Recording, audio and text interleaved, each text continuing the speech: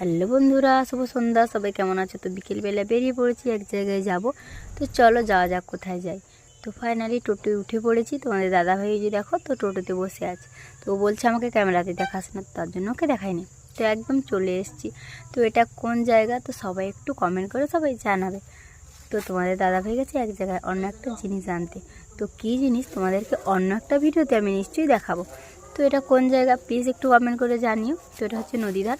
তো নদীধারে এসছি একটু ঘুরতে, আর দেখালাম তোমাদের কোন জায়গাটা। তো ওই জায়গাটা কোথায়, তো সবাই প্লিজ একটু কমেন্ট করে জানাবে।